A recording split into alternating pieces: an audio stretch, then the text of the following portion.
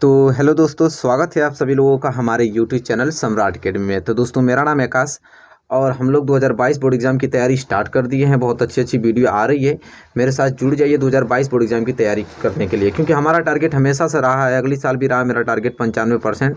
लेकिन बच्चे परमिट हो गए नहीं तो बहुत अच्छे से तैयारी मैंने कराया था, ठीक है। और वो भी क्वेश्चन देखना चाहते हैं क्योंकि सिलेबस तो चेंज होता नहीं, वही सिलेबस इस बार भी है, 30% कट ऑफ होकर वो सिलेबस बना हुआ है। वो भी वीडियो जाके आप चैनल के प्लेलिस्ट पे जितनी भी बनी है पीछे की सारी वीडियोस देख सकते हैं, ठीक है। और देखेंगे भी क्यों नहीं, क्योंकि वही चीज़ें रहती हैं, ठीक है। तो देखिए, इस वीडियो में हम बात करने वाले हैं एक ऐसे प्रश्न को जैसे फ्रांसीसी क्रांति और राष्ट्र का विकास। ये जो प्रश्न है वो अकेले 6 नंबर का आता है, और अकेले 6 नंबर तो आता है लेकिन हर साल आता है, ये भी बात है। फ्रांसीसी क्रांति देखिए, कुछ ऐसे प्रश्न होते हैं ना कि जो सरकार उसको चेंज नहीं कर सकती, वो हमेशा के लिए फिक्स रहते हैं कि वो आएगा ही आएगा। तो भाई, जो हमेशा के लिए फिक्स होते हैं पहले उसको तो तैयार कर लिया जाए ताकि हमारा 1 नंबर भी ना कटे। तो फ्रांसीसी क्रांति और राष्ट्र का विकास इस वीडियो में हम जानने वाले हैं। बिल्कुल 6 नंबर आपका क्लियर हो जाएगा, इसको अपने दिमाग में बैठा लीजिए एक बार और।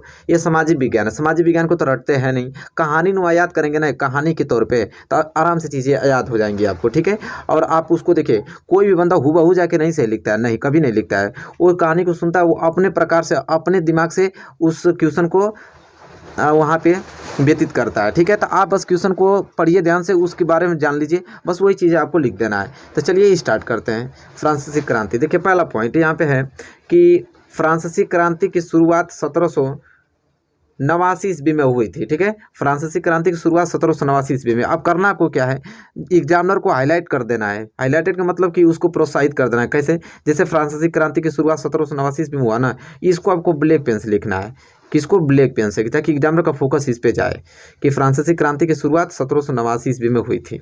इसके बाद दूसरा जो पॉइंट है कि फ्रांसीसी क्रांति में सभी लोग की मांग थी कि राजतंत्र को हटाकर प्रजातंत्र बनाया जाए। उस समय जब फ्रांसीसी क्रांति हुई, सभी लोग बहुत निराश थे। इसलिए निराश थे क्योंकि वो चाहते थे कि राजतंत्र को हटाकर प्रजातंत्र बनाया जाए, क्योंकि वहाँ की सरकार बस अपने तरीके से काम कर रही थी, सिर्फ अपने तरीके से, उसको जो सही लगता था वही करती थी, ठीक है। प्रजातंत्र की कोई बात नहीं वो सुनती थी, उसके मतलब कि क्या, एक दूसरे के विपरीत थी, ठीक है। तो वहाँ के लोग बहुत ही ज़्यादा निराश थे और कह रहे थे कि ऐसा किया जाए कि राजतंत्र को हटाकर प्रजातंत्र बनाया जाए।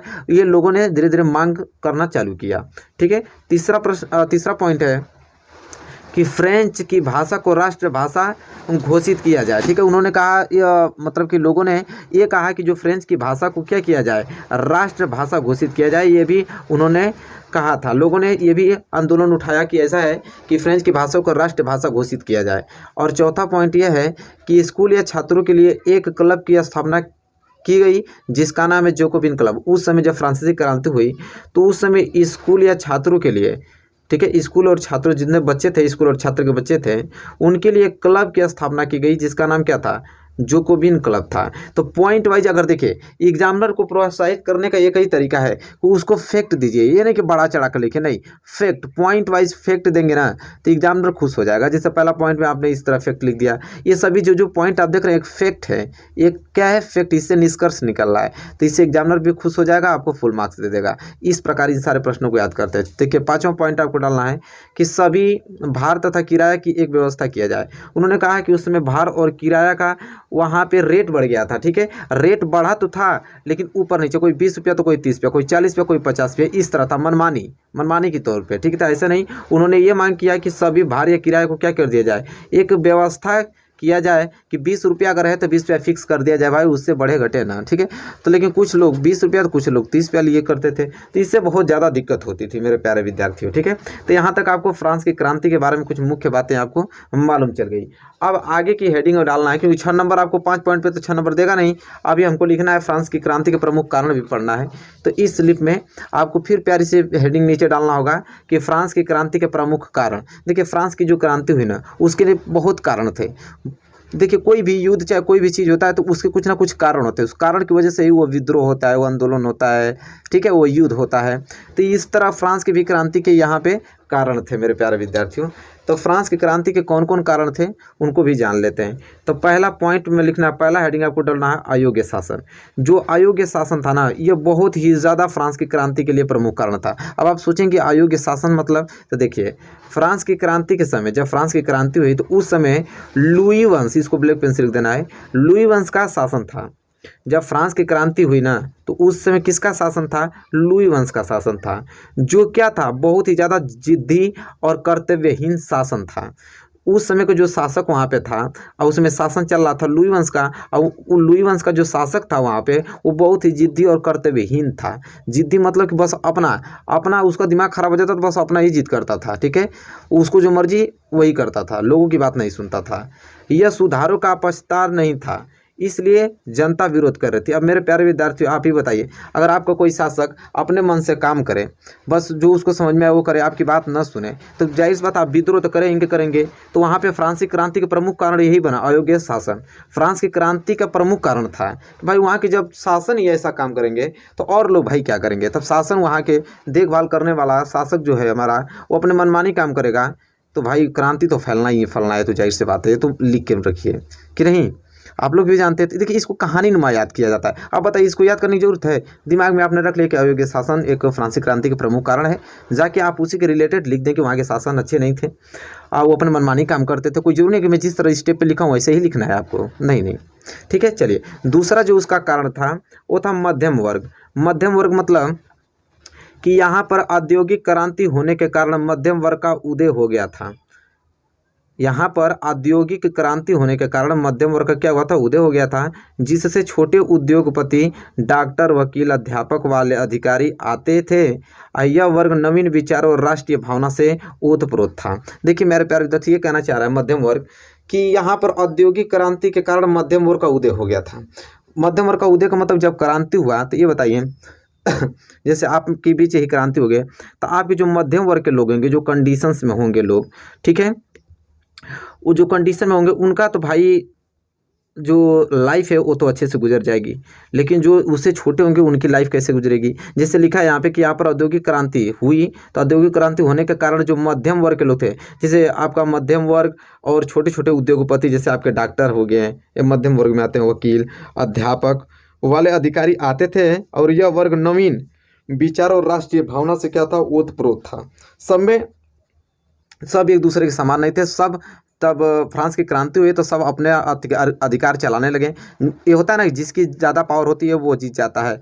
तो उसमें जो मध्यम लोग थे, जो लोग भाई यहाँ पे अच्छे थे कंडीशंस के हिसाब से, तो भाई वो अपना जीवन व्यतीत कर रहे थे। और जो लोग थे, जो हमारे जैसे लोग थे भाई, वो उनका और परेशानी बढ़ने लगा। तो मध्यम वर्ग भी वहाँ पे फ्रांस की क्रांति के प्रमुख करते हैं, ठीक है।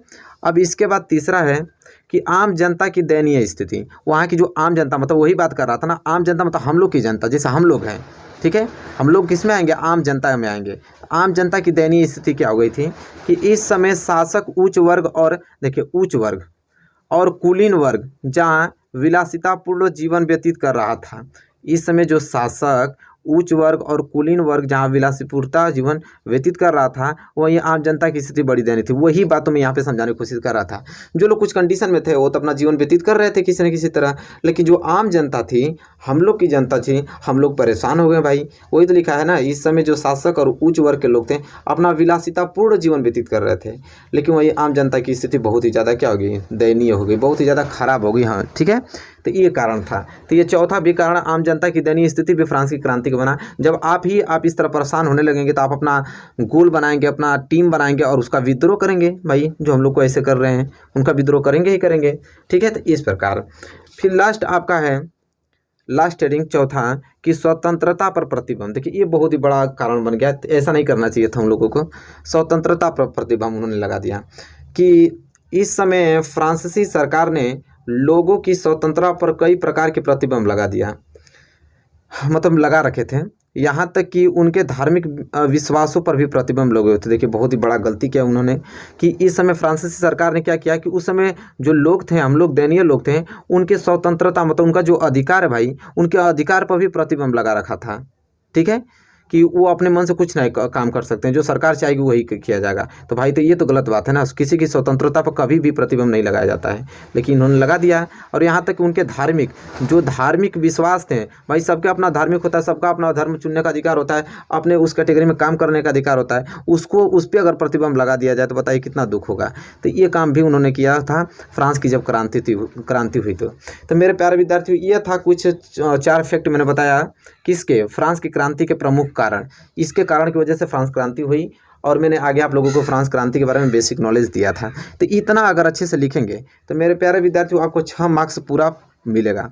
और ये क्वेश्चन जो होता है क्वेश्चन फिक्स होता है। तो इसलिए मेरे प्यारे विद्यार्थियों इस क्वेश्चन को याद कर लेना। मेरे प्यारे वीडियो पसंद आ रहा है तो लाइक कीजिए, शेयर कीजिए, बहुत से ज़्यादा से लोगों को हमारे पास जोड़िए। देखिए 2022 में उन लोगों का नंबर कैसे आता है, बहुत अच्छे से तैयारी में करवाने वाला हूँ, ठीक है, बहुत ही अच्छे तरीके से। तो वीडियो पसंद आए तो लाइक शेयर सब्सक्राइब जरूर करें। मिलेंगे आपसे नेक्स्ट वीडियो में, तब तक के लिए धन्यवाद। और जो पहले 2021 की जो वीडियो बनी है जाके उसको भी देखिए, क्योंकि वही सिलेबस है भाई, सिलेबस वही है, ठीक है। तो चलिए।